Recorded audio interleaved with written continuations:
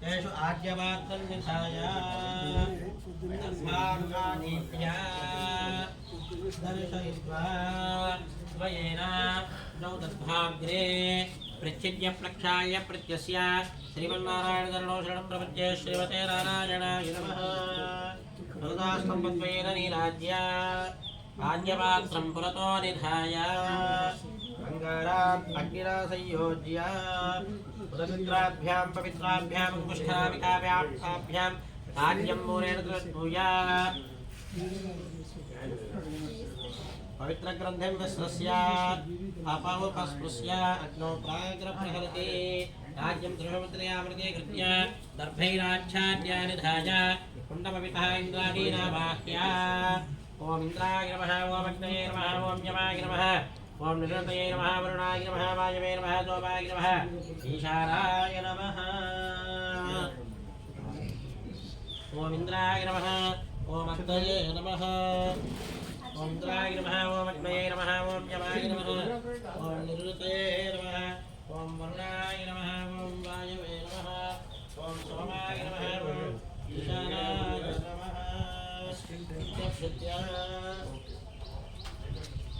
Storgen strukturo avanya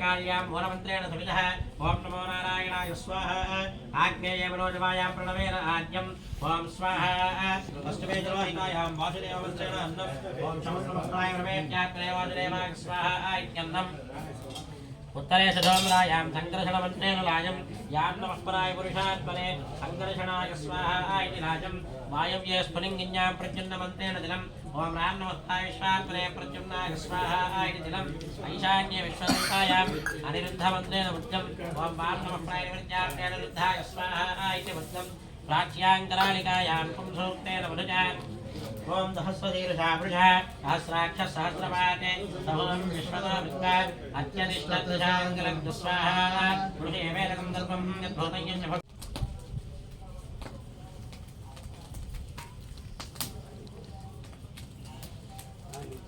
स्वाहा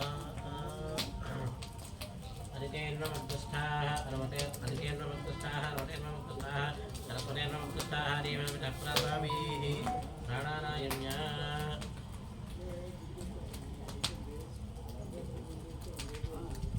श्री भगवदाज्ञा भागवताचार्य टैंकर्य रूप पंचसूक्तः वनं करिष्ये हरितेन मञ्जस्वा रमतेन मञ्जस्वा सरस्वतेन मञ्जस्वा देवनमितः ओम धातुर्षा वृषः सहस्राक्षः सहस्रपात् प्रभोमिं विश्वता हरितेन मञ्जस्वा रमतेन मञ्जस्वा सरस्वतेन मञ्जस्वा देवनमितः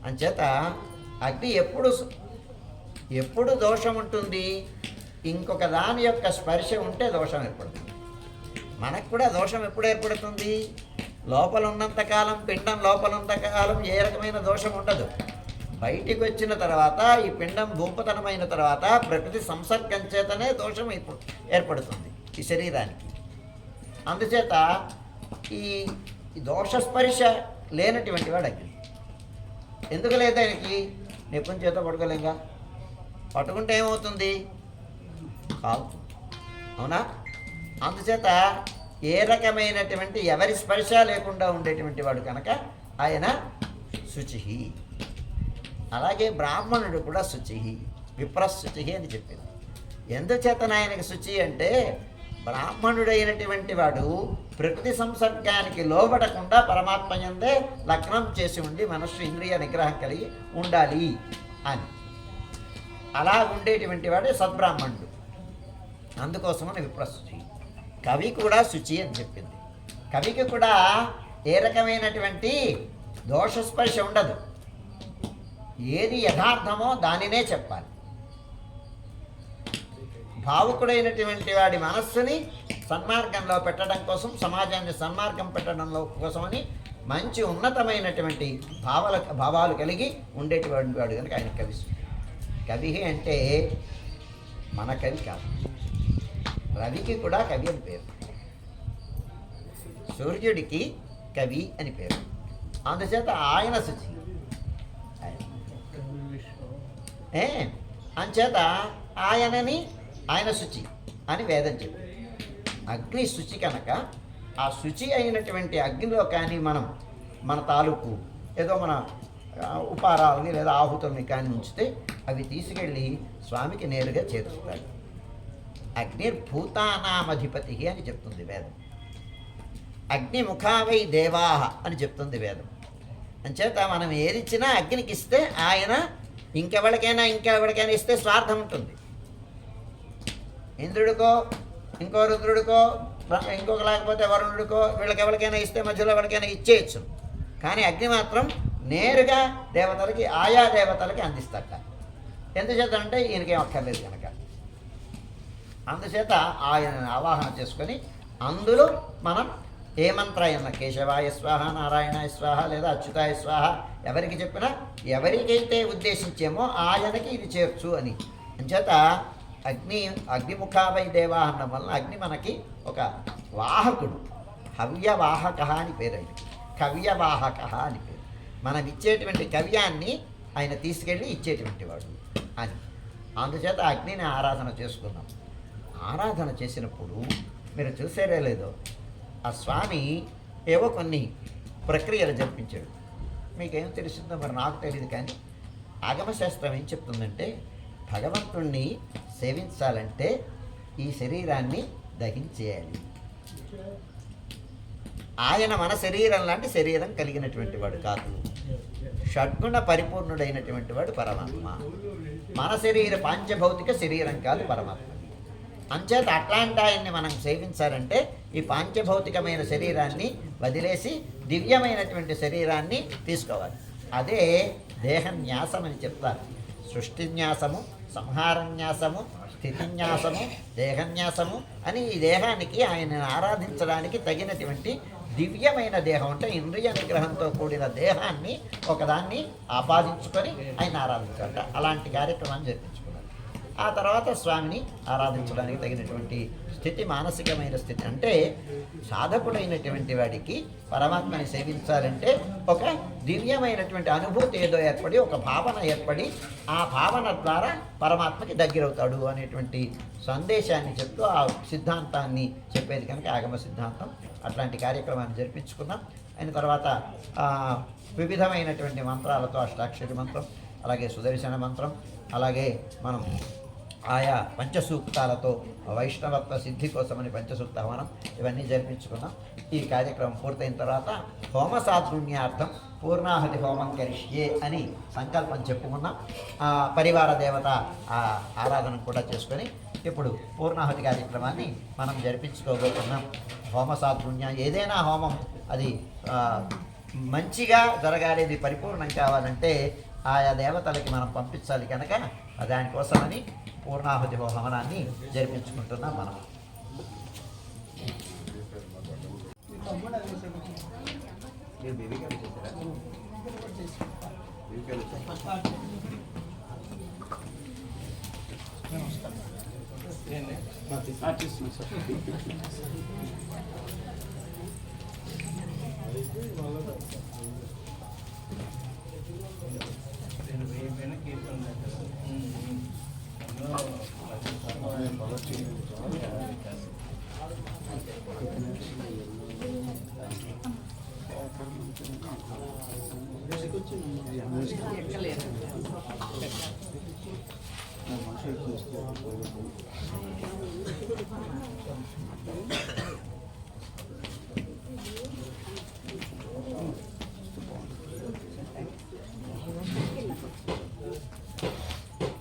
శ్రీ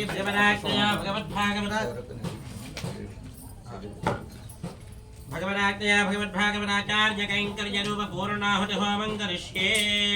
అదితేన మన్యుస్వ అనుమతేన మన్యుస్వ సరస్వతేన మన్యుస్వ దేవసవితః ప్రసువ ద్వారసకృతేన ఆర్జేన సుసంపూరయిత్వా.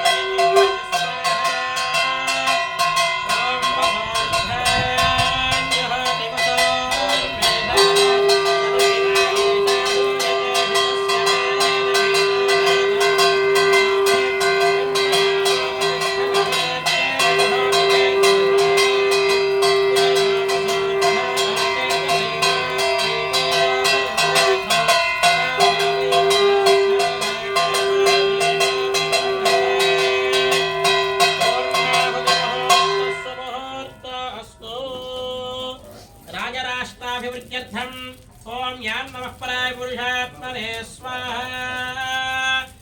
సంపాతాత్యం మహాకుంభే సేచయేత్.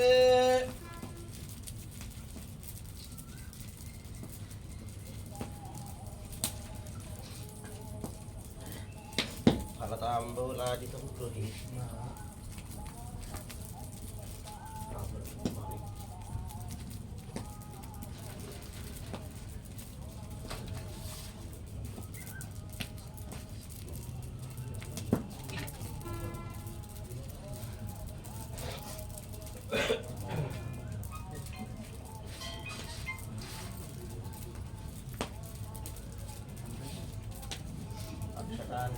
శాలా ప్రదక్షిణం కుర్యాత్.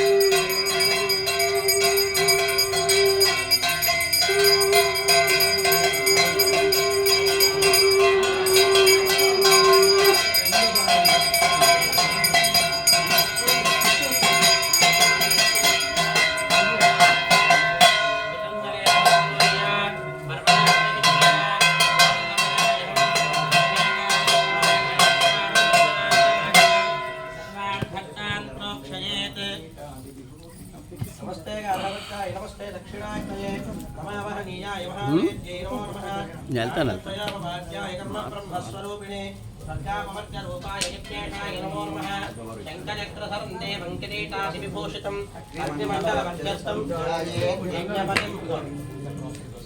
ధ్యాయేత్ యజ్ఞపతిం హరిం అగ్నిష్టం భగవంతం అర్ఘ్యగంధపుష్పధూపదేవవర్తేరభ్యర్థయేత్ ఓం అర్ఘ్యవిరంగ్రహాణ స్వాహా ఓం గంధవిరంగ్రహాణ స్వాహా ఓం పుష్పవిరంగ్రహాణ స్వాహా ఓం ధూపవిరంగ్రహాణ స్వాహా ఓం దీపవిరంగ్రహాణ స్వాహా ఓం మధువర్తవిరంగ్రహాణ స్వాహా శాంతిమంత్రచతుష్టయేన జహ్యాత్ ఓం ఆయాహ్యజ్ఞే భూర్భువస్సువ స్వాహా ఓం దేవానాం బృహత్రజాతవేద హుతాదర్భగవంతం మామాహిం దే స్వాహా ఓం ఇత్తిష్టపురుషారిత వెంగళదేహింద్రవణం ప్రియత్త స్వాహా ఓం పదనంజక్ష్యజ్ఞే భూర్భువస్సువ స్వాహా ఇతి హుత్వా హరిజేన్మధ్యస్థాః సర్వజేన్మధ్యస్థాః సరస్వతేన్మధ్యస్థాః దేవదమితః ప్రాసావీః హస్తేక్షదోరకం గృహీత్వా దస్వస్పృత్యాదరామోక్షరమోః ప్రియాదిషు జ్ఞానసంపూర్ణతాం జ్ఞానదుర్యోగం నమశ్చరం మంత్రహీనం క్రియాహీనం భక్తిహీనం హుతాశన విష్ణుజంతమయా దేవ పరిపూర్ణం తదస్తుతే అనేన యథాసంకల్పిత హోమేన యదచ్చిరం భగవాన్ సర్వాత్మకः అగ్నిస్థ శ్రీమన్నారాయణः ప్రీయతాం ఇత్యక్షదోరకం విసృజేత్ అవసరాద్యంతపూర్ణాం సంభవనం యన్మయా కృతం ద్రవ్యహీనం క్రియాహీనం మంత్రహీనం భక్తికం తత్సర్వం క్షమ్యతాం దేవ దీనం మామ ఆత్మసాత్ కురు యజ్ఞేశ్వరస్సు ప్రియరస్సు ప్రసన్నో వరదో భవతు సాష్టాంగం ప్రణమ్య ప్రబలముచ్చరేత్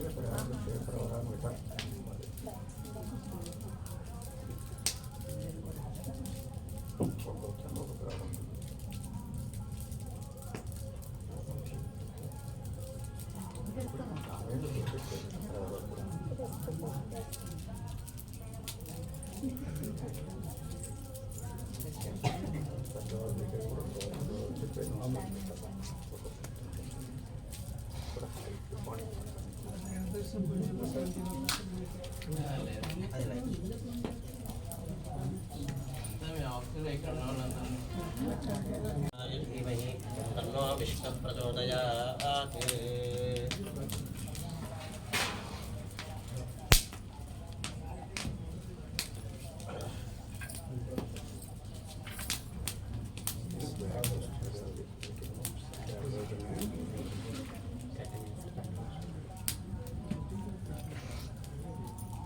मूलमन्त्रेण कुण्डस्थं भगवन्तं बिम्बे कुम्भे समावाहयेत्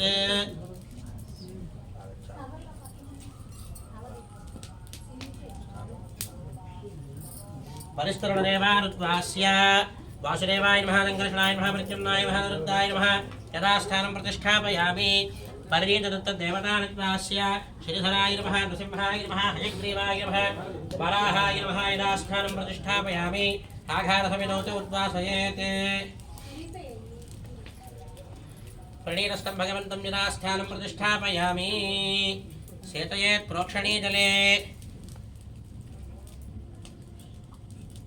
पूर्वादिसोमान्तं संशिक्ष्य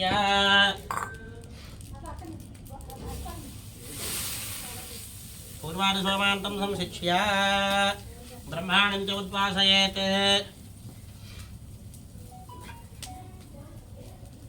याते यज्ञे यज्ञया तनोस्त येह्यारो आत्मात्मानं अच्छाशोणि कर्मन् यस्मिन्या पुरुणे यज्ञा भूत्वा यज्ञमासि रस्वायोनिं जातवेदो भवाजायमानस्य क्षय एहि इड एहि अदित एहि सरस्वत्येहि आत्मसमारोपणं कुर्यात् आवाहित पीठगत आधारादिशक्त्यार्देवान् स्वस्थान् आगतान् ध्यात्वा क्षीरेण अग्निशान्तिं कुर्यात्